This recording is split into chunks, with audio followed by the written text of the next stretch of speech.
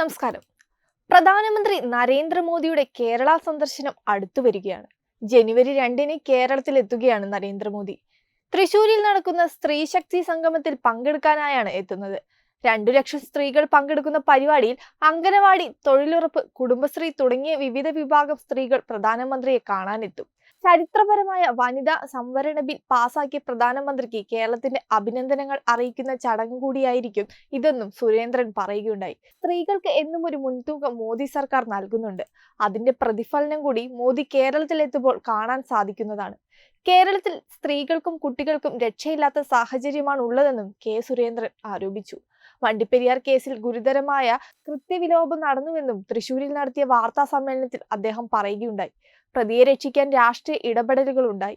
മുഖ്യമന്ത്രി കൈകാര്യം ചെയ്യുന്ന ആഭ്യന്തര വകുപ്പ് നീതീകരിക്കാനാവാത്ത വീഴ്ചയാണ് വരുത്തിയത്. CPM-ന്റെ നേതാക്കളാണ് ഇതിനുവേണ്ടി ഇടപെട്ടത്. ഈ കേസ് കേരളത്തെ സംബന്ധിച്ചിടത്തോളം നാണക്കേടായി. കേരളത്തിൽ സ്ത്രീകൾക്കും കുട്ടികൾക്കുമെതിരെ നടക്കുന്ന കടന്നാക്രമണങ്ങൾ ചോദിക്കാനും പറയാനും ആരുമില്ലെന്ന അവസ്ഥയാണുള്ളത്. തൊഴിലിടങ്ങളിൽ സ്ത്രീകൾക്ക് സുരക്ഷയില്ല. സർക്കാരിന്റെ മാനവീയ വീതിയിൽ വരെ സ്ത്രീകൾക്ക് നേരെ ആക്രമണങ്ങൾ ഉണ്ടാകുന്നു. സ്ത്രീകളെ ആക്രമിക്കുന്ന ക്രിമിനലുകളെ നിരീക്ഷിക്കാൻ സംസ്ഥാനത്ത് സംവിധാനങ്ങളില്ല. CPM-ന്റെ ഉന്നത നേതാക്കൾക്കെതിരെ ഉയർന്ന സ്ത്രീപീഡന കേസുകളെല്ലാം പാർട്ടി അന്വേഷണ കമ്മീഷനെ വെച്ച് അട്ടിമറിച്ചു. സംസ്ഥാനത്ത് വേലി തന്നെ വിളവ് തിന്നുകയാണ്. സ്ത്രീ സൗഹൃദ സംസ്ഥാനമെന്നൊക്കെ വെറുതെ പറയാമെന്നല്ലാതെ ഒരു നടപടിയും ഉണ്ടാവുന്നില്ല. മുഖ്യമന്ത്രിയും ധനമന്ത്രി ബാലഗോപാലിനും കേന്ദ്രത്തിനെതിരെ പച്ചക്കള്ളം ആവർത്തിക്കുകയാണ്. ക്ഷേമ പെൻഷൻ കൊടുക്കാൻ തദ്ദേശ സ്ഥാപനങ്ങൾ പണം കടമെടുക്കണമെന്നാണ് സംസ്ഥാന സർക്കാർ പറയുന്നത്.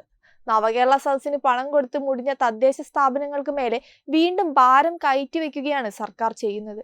കേന്ദ്രത്തിനെതിരെ പറയുന്ന ധനമന്ത്രി വൻകിടക്കാർ കുടിശ്ശികയെ അടയ്ക്കാനുള്ള 25,000 കോടിയെപ്പറ്റി മിണ്ടുന്നില്ല. സർക്കാരിന്റെ കഴിവുകേട് മറച്ചുവെക്കാൻ പച്ചക്കള്ളം പ്രചരിപ്പിച്ച് കേന്ദ്രവിരുദ്ധ വികാരം ഉണ്ടാക്കാമെന്ന മുഖ്യമന്ത്രിയുടെ തന്ത്രം ഇനി നടക്കില്ല.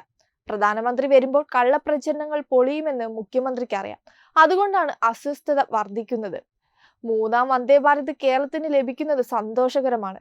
എന്നാൽ സംസ്ഥാന സർക്കാരിന് ദൂർത്തടിക്കാൻ കേന്ദ്രം പണം കൊടുക്കണമെന്ന് പറയുന്നത് എന്ത് അടിസ്ഥാനത്തിലാണെന്നും കെ സുരേന്ദ്രൻ ചോദിച്ചു.